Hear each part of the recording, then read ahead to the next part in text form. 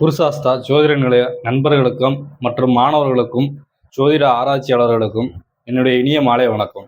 இன்னைக்கு நம்ம பார்க்க இருக்கக்கூடிய உதாரண ஜாதகம் ராசிபுரத்திலிருந்து ஒரு ஜாதகனுக்கு கண் குறைபாடு. அதை நம்ம எப்படி நம்ம ஜாதகம் பார்க்க வந்தவங்கள்ட்ட எடுத்து சொன்னோன்ற தசா புத்தி ஜோதிட விதியை இன்னைக்கு நம்ம வீடியோவில் பதிவு செய்ய இருக்கிறோம். வீடியோ பார்ப்போம் வாங்க. ராசி கடக ராசி, சரிங்களா? ஆயிலி நட்சத்திரம். ஆயிலி நட்சத்திரத்துக்கு அதிபதி புதன் பகவான், சரிங்களா? அந்த புதன் லக்கணத்துக்கு 8ல. அடுத்து லக்கணம் மேச ராசி, அதிபதி செவ்வா. லக்கணத்துக்கு 10ல உச்சத்துல இருக்காரு, சரிங்களா? இவரு உச்சம். ராசி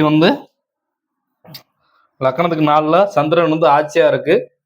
ஒரு கிரகம் தன்னுடைய உறவு சார்ந்த ஒரு கிரகம் அதே இடத்துல இருந்தா காரக போக நாஸ்தின்னு சொல்லுவோம். லக்கணத்துக்கு 9ல சூரியன் இருக்கக்கூடாது. லக்கணத்துக்கு 5ல குழந்தை ஸ்தானம் குருன்ற கிரகம் இருக்கக்கூடாது. லக்கணத்துக்கு 4ன்றது சந்திரன் அம்மா ஸ்தானம், சரிங்களா? அந்த உறவு காரகத்துவம் அந்த இடத்துல இருந்தா அந்த ஜாதகனுக்கு எந்த ஒரு செயல்பாடுகளும் செய்ய முடியாது. காரகோபாவ நாஸ்தின்னு சொல்லுவோம். அதாவது இருந்தும் பயனற்ற நிலை, சரியா? தந்தை உயிரோட தான் இருப்பாங்க, அம்மா உயிரோட தான் இருப்பாங்க. ஆனா பெற்ற குழந்தைக்கு எந்த ஒரு நன்மையுமே செய்ய மாட்டாங்க. அதே வரிசையில பாக்குறப்ப இந்த ஜாதகனுக்கு நடக்கிற தசை சுக்கிர தசை, சரிங்களா? சூரிய புத்தி. இந்த சுக்கிரனும் இந்த சூரியனும் பார்வை ஒரே பார்வை தான், 7ஆம் பார்வை மட்டும்தான். சுக்கிரனுக்கும் சூரியனுக்கும் ஒரே பார்வை தான், 7ஆம் பார்வை. நான் எடுத்த விதி ஜோதிட விதி லக்கணத்துக்கு 2ஆம் இடம், சரிங்களா? லக்கணத்துக்கு 2ஆம் இடம் வலது கண். லக்கணத்துக்கு 12ஆம் இடம் இடது கண். இன்னொன்னு கிரகப்படி பார்த்தோம்னா லக்கணத்துக்கு வலது கண் சூரியனும் இடது கண் சந்திரனும் இருப்பாங்க. அப்படி இருக்கும் பட்சத்துல லக்கணத்துக்கு 8ஆம் இடத்துல சுக்கிரன் போய் உட்காந்துட்டாரு. சுக்கிரன்னா ஒளி கிரகம், சரிங்களா? ஒளி. வலது கண்ணுக்கு அதிபதி சூரிய பகவான், சரிங்களா? லக்கணத்துக்கு 8ல போய் மறைஞ்சிருச்சு. 12ஆம் அதிபதி, சரிங்களா? அந்த குருவும் லக்கணத்துக்கு 8ல மறைஞ்சிருச்சு. லக்கணத்துக்கு 2ஆம் இடம் வலது கண்ணு, சரிங்களா? அந்த சந்திரன் வாங்கின காலு புதனோட காலு. அந்த புதனும் லக்கணத்துக்கு 8ல மறைஞ்சிருச்சு. நான் எடுத்தோடனே கேட்ட கேள்வி, இந்த ஜாதகனுக்கு பிறவியிலே கண் தெரியாது. பிறவியிலே நீங்க இந்த ஜாதகனுக்கு கண் அறுவை சிகிச்சை செஞ்சிருப்பீங்க. இப்ப வரைக்கும் அதோடைய பலன் கிடைச்சிருக்காது. அவங்க கேட்ட கேள்வி எதனால அப்படின்னு கேட்டதுக்கு, லக்கணத்துக்கு 4ஆம் இடம் சந்திரன். சந்திரன்றது இடது கண்ணு.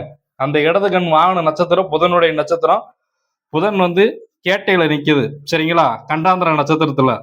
கேட்டை 4ஆம் பாதம் கண்டாந்திர நட்சத்திரம் சொல்லுவோம். லக்கணத்துக்கு 4ல நிக்கிறப்ப அந்த புதன் செவ்வாயோட வீட்டுல இருக்கிறதுனால அறுவை சிகிச்சை செஞ்சிருப்பீங்க. அந்த ஜாதகனுக்கு கண் குறைபாடு வாழ்நாள் முழுக்க இருக்கும். நீங்க தான் இப்போ வரைக்கும் பார்த்துக்கிட்டு இருக்கீங்கன்னு சொன்னேன். ஆமாங்க சாமி, நான் தான் பார்த்துக்கிட்டு இருக்கேன். இதை எப்படி கரெக்டா சொன்னீங்கன்னு சொல்லி கேட்டாங்க. நான் சுக்கிரனும் சூரியனும் கண் சம்பந்தப்பட்டது. அது லக்கணத்துக்கு 2ஆம் இடத்தை பார்க்குது. இன்னொன்னு லக்கணத்துக்கு 12ஆம் வீட்டு அதிபதி குருமா, அது லக்கணத்துக்கு விருச்சிக ராசியில உட்கார்ந்துருக்கு. விருச்சிக ராசி என்ற அதிபதி செவ்வா. அவர் லக்கணத்துக்கு 10ல உச்சமா இருக்காரு. ஆனா உச்சமானவர் சுயகால் ஏறினதுனால, அவுட்ட நட்சத்திரம் சுயகால் ஏறினதுனால உச்சமா இருக்கிற உச்சத்தை கொடுக்கணும். அதனால ஒரு குறைபாடை கொடுத்துட்டாருமா அப்படின்னு சொன்னேன். அந்த அம்மாவை ஜோதிடம் படிச்சிருப்பாங்க போல. கரெக்டா சொன்னீங்க சாமின்னு சொன்னாங்க, சரிங்களா? ஜோதிட விதியை இதுதான். லக்கணத்துக்கு 2ஆம் இடம் வலது கண்ணும், லக்கணத்துக்கு 12ஆம் இடம் இடது கண்ணும், சரிங்களா? சூரியன் வலது கண்ணு, சந்திரன் இடது கண்ணு. இது வலது கண்ணு, சந்திரன் இடது கண்ணு. இது நடக்கிற திசைக்கு புத்திக்கு மறையாம இருக்கணும், சரிங்களா? அப்படி மறையாம இருந்தா அந்த ஜாதகனுக்கு கண்ணுல எந்த ஒரு பிரச்சனை வந்தாலும் சரி செஞ்சிடலாம். இன்னொன்னு சுக்கிரன்றது கண்ணில போய் நீசமாகாம இருக்கணும். லக்கணத்துக்கு 6ஆம் இடத்துல 8ஆம் இடத்துல இருக்கக்கூடாது. லக்கணத்துக்கு 6, 8, 3 சுக்கிரன் இருந்தா எந்த வித செயல்பாடும் செய்யாது. இன்னொன்னு பெண்கள் மூலமா எந்த ஒரு நல்ல காரியமும் நடக்காது. கூட பிறந்த சகோதரி சுக்கிரன், சரிங்களா? அந்த சகோதரியும் நல்லது செய்யாது. வருங்கால மனைவியும் நல்லது செய்யாது. லக்கணத்துக்கு 12ல சுக்கிரன் இருக்கலாம். இங்க மேச லக்கணத்துக்கு 12ல சுக்கிரன் இருக்கலாம். ரிஷப லக்கணத்துக்கு 11ல சுக்கிரன் இருக்கலாம். அப்படி இருந்தா காசு பணம் தட்டி இறைச்சிரும். ஆனா 3லயும் 6லயும் 8லயும் இருந்தா அந்த சுக்கிரன் வந்து மேச ராசிக்கு மேச லக்கணத்துக்கு எந்தவித நல்ல பலன்களையும் செய்யாது. கையில பணம் தங்காது. சுக்கிரனால காரகத்துவம் எந்த ஒரு இதுவுமே செயல்படாது. இன்னொன்னு, இவருக்கு அடிக்கடி பூச்சி தொல்லைகள் ஏற்பட்டுக்கிட்டே இருக்கும். சரிங்களா? விருச்சிகன்றது வந்து நீர் ராசி வீடு, மோட்ச ராசி வீடு, சரிங்களா? கடகம், விருச்சகம், மீனம் இது வந்து மோட்ச ராசியை குறிக்கக்கூடியது, சரிங்களா? பொதுவா இந்த வீட்டுல நடக்கிற திசைய ஒரு ஜோதிடரா இருக்கிறவங்க பார்க்கணும்.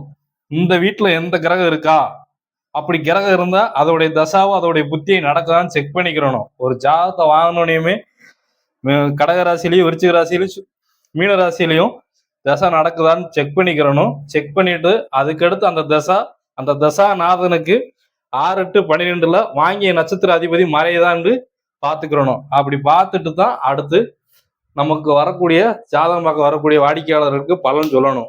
அப்படி சொல்லலைன்னா நம்ம ஏதாவது ஒரு விதியை எடுத்து ஜோதிட விதியை எடுத்து சொல்லுவோம், அது சரியா வராது.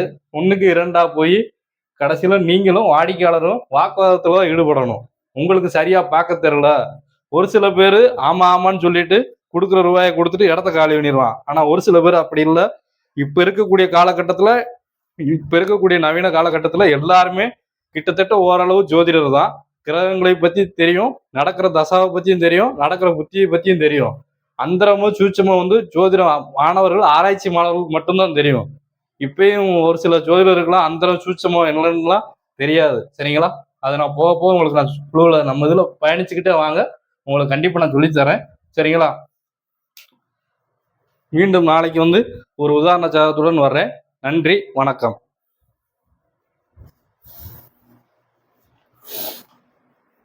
என்ன அப்படி போட்டு உட்கார வச்சிருக்கேன்?